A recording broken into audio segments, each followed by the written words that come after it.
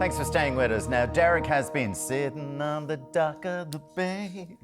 Watching the tide. Yeah, we can't do that and the rest of it. He's in Dublin Port. How are you getting on this morning, Derek? Yes, Otis Redding, that's a great song. Sitting on the dock of the bay, love it, absolutely. Of course, guys, we've had a very stormy last 24 hours off the back of Storm Isha.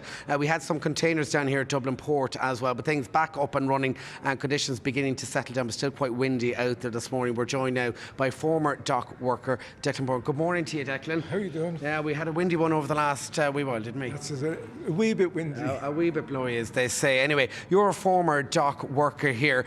Before we get into the history of the place, first up, talk us through the building that we're in, this beautiful substation. So in 1920 it was set up as an electricity substation, but then as time went on, thousands of men and not a years less men came down to the port every day. And I mean, you would have been talking 4,000 at the time, right? There's a newspaper report in the 1940s that estimates that between 3,500 and 4,000 dockers turned up every day in the hope of getting work. And as you say, that number diminished over the years, back to 800 and then back to quite little, in fact. That's it, yeah. So a lot of people talk about containerisation being the beginning of the end. But if you look at some of the photographs here and some of the stories here, you'll see that the cargo changed as well and the way it was handled changed.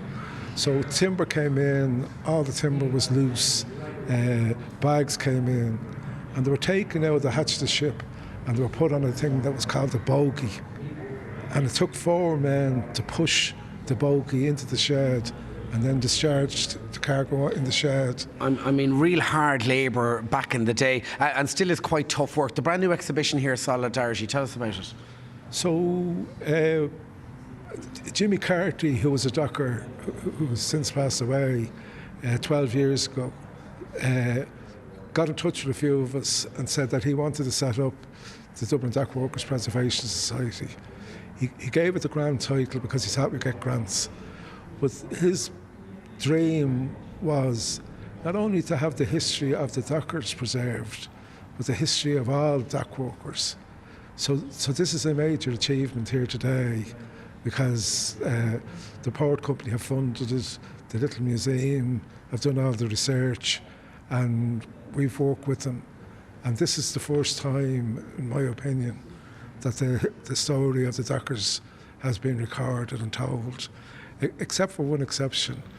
Aileen O'Carroll and Don Bennett wrote an absolutely fantastic book called The Dublin Docker, and they linked in with us, and if nothing else is achieved, at least the history is there for people to see.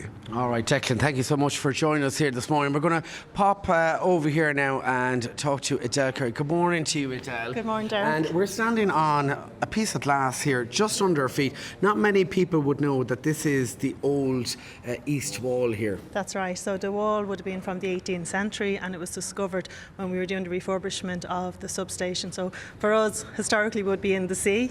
So it's fantastic to have discovered the seawall. It's a great bit of history, really, isn't it? Oh, it's brilliant. So it ties into everything that we're doing here. We're opening up the port and bringing in the population of Dublin, Ireland, down into the port itself. Now, you have a lovely family connection with Dublin Port. Tell us about it. I do. This is my grandfather, Patrick Curry.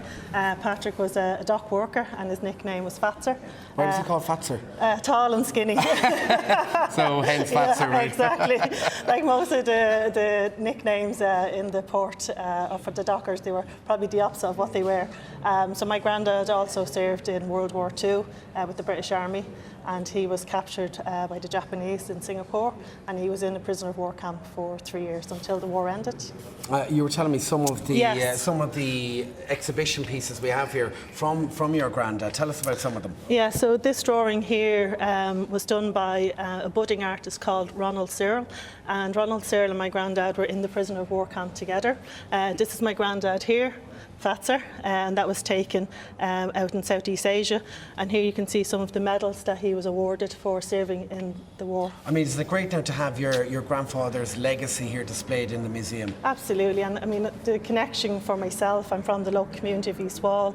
My grandfather was been from Sheriff Street, and my family has great connections to the port, and that's why I love working here. And this exhibition now open? Yes, it's open now till the 18th of February, from Thursday to Sunday, 11:30 to 3:30. It's free parking, so come on down. All right, thank you so much, Adele and Declan, earlier on for joining us here this morning. DublinPortCompany.ie is where you can find out more online. But for now, sitting in the morning sun. Back here in studio. That's a great song, Lois Redding. Gets to show us up.